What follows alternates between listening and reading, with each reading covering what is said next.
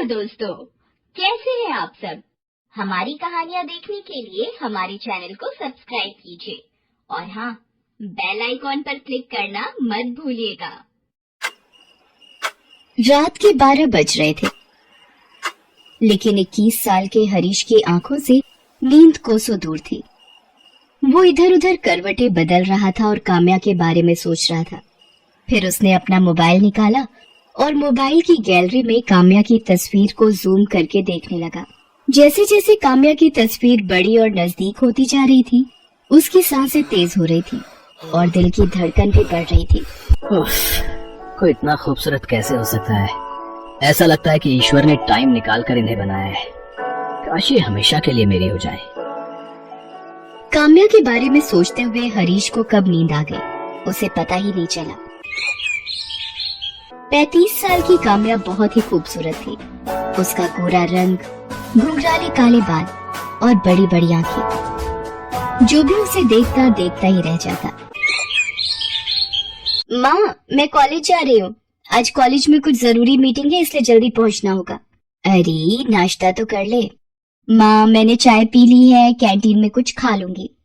काम्या अपनी माँ के साथ दिल्ली में रहती है। काम्या ने अब तक शादी नहीं की थी। वो दिल्ली के ही एक कॉलेज में इकोनॉमिक्स की प्रोफेसर थी।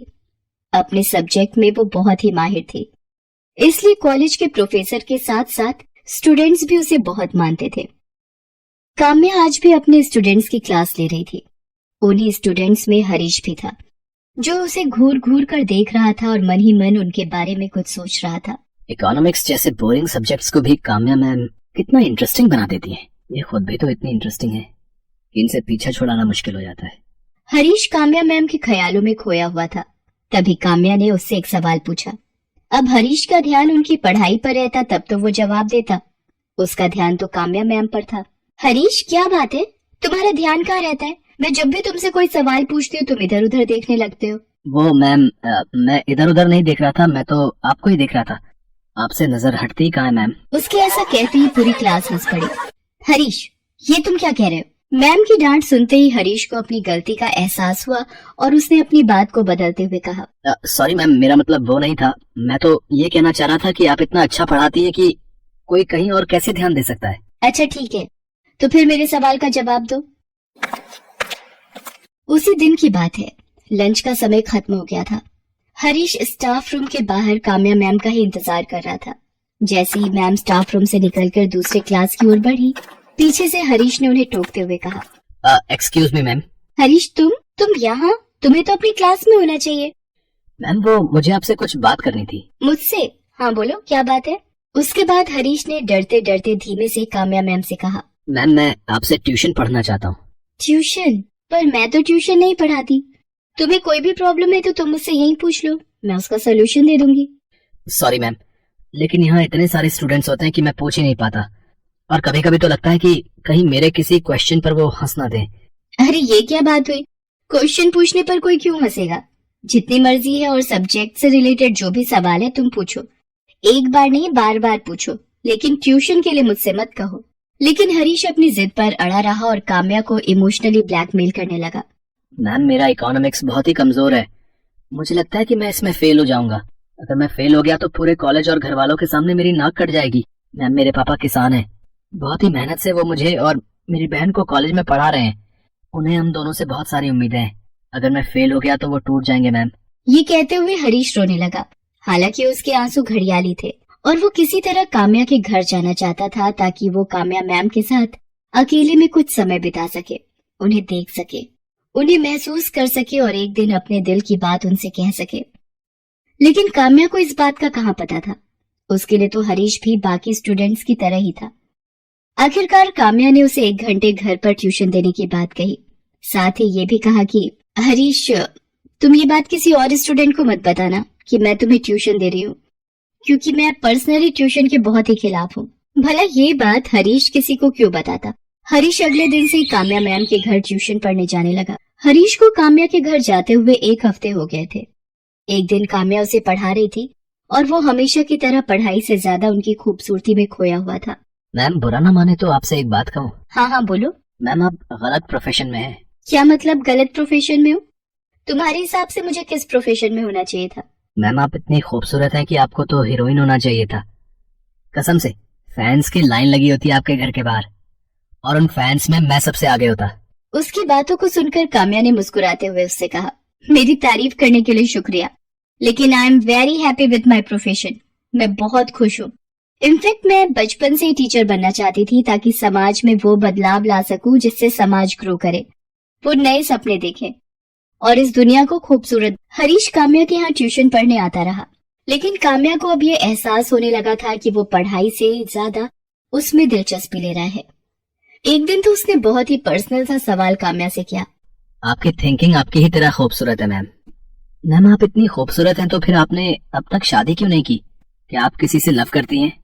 उस दिन काम्या ने हरीश को टोक दिया और कहा, देखो हरीश, तुम यहाँ जिस काम के लिए आते हो वही करो। मेरी पर्सनल लाइफ में इंटरफेयर मत करो और ना ही पर्सनल बातें करो। मैं देख रही हूँ कि तुम पढ़ाई से ज्यादा मेरी निजी जिंदगी में इंटरेस्ट लेते हो।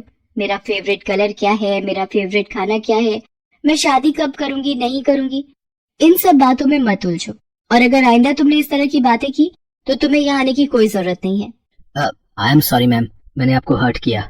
मेरा ऐसा कोई मतलब नहीं था। उस दिन हरीश घर जाकर काम्या के बारे में ही सोचता रहा। आज मैंने काम्या मैम का दिल दुखा दिया। मुझे ऐसा नहीं करना चाहिए था। आखिर मैं प्यार करता हूँ उनसे, और कोई भी प्यार करने वाला अपनी प्रेमिका को हर्ट तो नहीं करता। हरीश को ये सब सोचकर नींद नहीं आ रही थी। उसने उसी समय काम्या से माफी मांगने का सोचा। उसने अपने घर के गमले से एक गुलाब का फूल तोड़ा और रात के 10:30 बजे काम्या के घर की ओर चल पड़ा। आज मैं काम्या मैम से माफी तो मांगूंगा ही, साथ ही उनसे अपने दिल की बात भी कह दूंगा। आखिर एक ना एक दिन तो उनको बोलना ही पड़ेगा ना। बिना बोले तो उन्हें मेरे दिल की फीलिंग्स कैसे पता लगेंगी। काम्या के घर पहुंचते पहुंचते रात के 11:30 बज गए थे। हर ओर सन्नाटा छा गया था। काम्या के घर का दरवाजा भी बंद था। मैम के घर का दरवाजा तो बंद है, लेकिन मैं उनसे माफी मांगे बिना और दिल की बातें कहे बिना नहीं जाऊंगा। उसके बाद हरीश पाइप के सहारे काम्या मैम की बालकनी में पहुंचा, फिर घर के अंदर चला गया। काम्या उस समय सो रही थी। हरीश मैम को देखने लगा। मैम सोए हुए में भी कितनी खूबसूरत लग रही हैं। ऐसा लग रहा है कि मैं इन्हें गले लगा लूं। हरीश मैम की तरफ बढ़ने लगा। तभी हरीश के मोबाइल की रिंग बजी। जब तक वो अपने फोन को साइलेंट मोड में करता, रिंग की आवाज से काम्या की नींद खुल गई। उसने अपने सामने हरीश को देखा तो वो बहुत डर गई। हरीश, तुम यहाँ और इस वक्त? तुम अंदर कैसे आए? मैम मैं आपसे माफी मांगने आया हूँ। माफी? किस बात की? मैम मैं आपसे पर्सनल सवाल अब कभी नहीं करूँगा। ये कहने के लिए तुम इतनी रात को और इस तरह मेरे घर आए हो? ये कहकर हरीश ने गुलाब का फूल काम्या की ओर बढ़ाते हुए कहा, आई लव यू मैम। मैं आपसे बहुत प्यार करता हूँ। मैं आपके बिना नहीं रह सकता। मुझे हर पल, हर सेकंड, हर जगह आप दिखाई देती है ma'am. I really love you ma'am. ये सब क्या बकवास है हरीश? तुम होश में तो हो? तुम्हें पता है तुम क्या कह रहे हो? ये कहकर हरीश काम्या की ओर एक बार फिर से बढ़ा। Stop, I said stop. जहाँ खड़े हो वहीं खड़े रहो, नहीं तो अभी मैं पुलिस को बुलाऊंगी और तुम्हें जेल भिजवा दूंगी। एक ही सेकंड में सारी आशिकी बाहर आ जाएगी। ये आप क्या कह रही हैं मैम? किसी को प्यार करना कोई गुनाह तो नहीं है।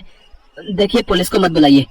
मेरे प्रेम प्रस्ताव को स्वीकार कर लीजिए। वैसे मैं जानता हूँ कि आप भी मुझे चाहती हैं, बस कहने से डरती हैं। अगर मुझे नहीं चाहती तो फिर ट्यूशन के लिए क्यों अलाउ किया मुझे?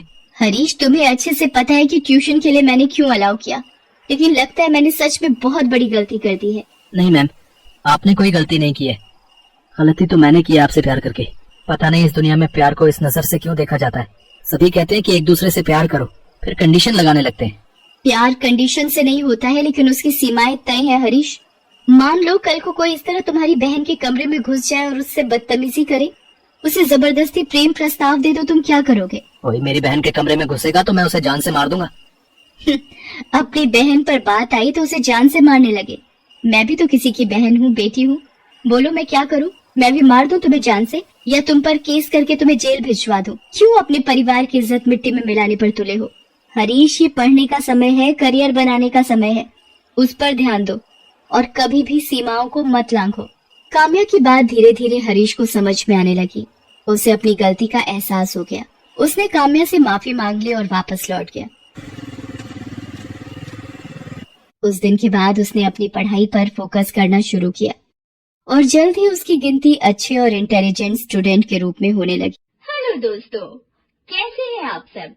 हमारी कहानियां देखने के लिए हमारे चैनल को सब्सक्राइब कीजिए और हाँ, बेल आइकॉन पर क्लिक करना मत भूलिएगा।